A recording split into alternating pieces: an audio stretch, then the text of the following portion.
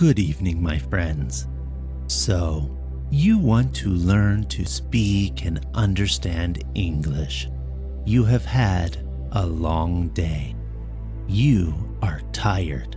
Lay down in your bed, close your heavy eyes, and let's listen to a story while we slowly fall into the arms of the English language. From a Back Window.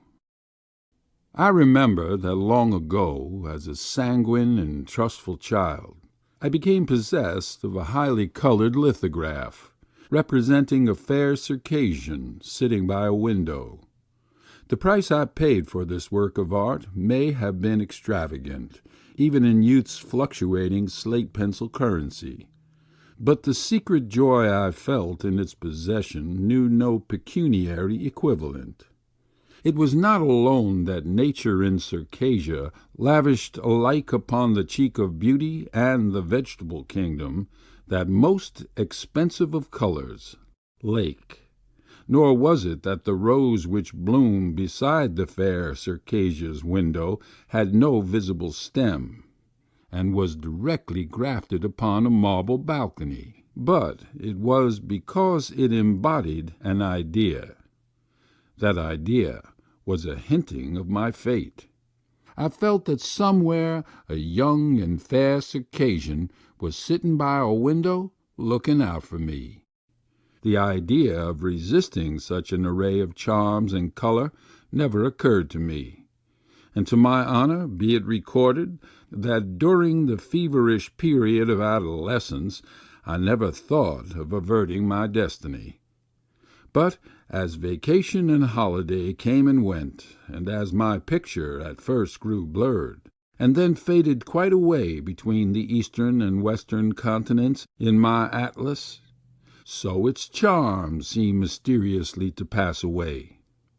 When I became convinced that few females of Circassian or other origin sat pensively, resting their chins on their henna-tinged nails, at their parlor windows, I turned my attention to back windows. Although the fair Circassian has not yet burst upon me with open shutters, some peculiarities not unworthy of note have fallen under my observation. This knowledge has not been gained without sacrifice. I have made myself familiar with back windows and their prospects, in the weak disguise of seeking lodgings, heedless of the suspicious glances of landladies and their evident reluctance to show them. I have caught cold by long exposure to draughts. I have become estranged from friends by unconsciously walking to their back windows during a visit, when the weekly linen hung upon the line, or where Miss Fanny, ostensibly indisposed, actually assisted in the laundry, and Master Bobby, in scant attire, disported himself on the area railings. But I have thought of Galileo, and the invariable experience of all seekers and discoverers of truth has sustained me. Show me the back windows of a man's dwelling, and I will tell you his character. The rear of a house only is sincere. The attitude of deception kept up at the front windows leaves the back area defenseless. The world enters at the front door, but nature comes out at the back passage. That glossy, well-brushed individual who lets himself in with the latch-key at the front door at night is a very different being from the slipshod wretch who growls of mornings for hot water at the door of the kitchen. The same with Madame, whose contour of figure grows angular, whose face grows pallid, whose hair comes down, and who looks some 10 years older through the sincere medium of a back window. No wonder that intimate friends fail to recognize each other in this dos-a-dos position. You may imagine yourself familiar with the silver door-plate and bow windows of the mansion where dwells your Saccharissa. You may even fancy you recognize her graceful figure between the lace curtains of the upper chamber, which you fondly imagine to be hers. But you shall dwell for months in the rear of her dwelling, and within whispering distance of her bower, and never know it. You shall see her with a handkerchief tied round her head in confidential discussion with the butcher, and know her not. You shall hear her voice in shrill expostulation with her younger brother, and it shall awaken no familiar response. I am writing at the back window, as I prefer the warmth of my coal fire to the foggy freshness of the afternoon breeze that rattles the leafless shrubs in the garden below me. I have my window sash closed.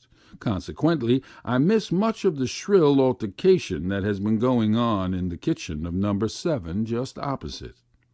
I have heard fragments of an entertaining style of dialogue, usually known as chaffing, which has just taken place between Biddy and number 9 and the butcher who brings the dinner. I have been pitying the chilled aspect of a poor canary put out to taste the fresh air from the window of number 5.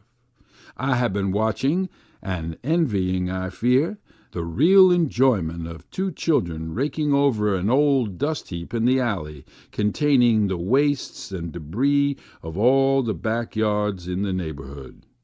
What a wealth of soda-water bottles and old iron they have acquired! But I am waiting for an even more familiar prospect from my back window. I know that later in the afternoon, when the evening paper comes, a thick-set, gray-haired man will appear in his shirt-sleeves at the back door of number 9, and seating himself on the doorstep, begin to read. He lives in a pretentious house, and I hear he is a rich man. But there is such humility in his attitude, and such evidence of gratitude at being allowed to sit outside of his own house and read his paper in his shirt-sleeves, that I can picture his domestic history pretty clearly. Perhaps he is following some old habit of humbler days. Perhaps he has entered into an agreement with his wife not to indulge his disgraceful habit indoors. He does not look like a man who could be coaxed into a dressing-gown.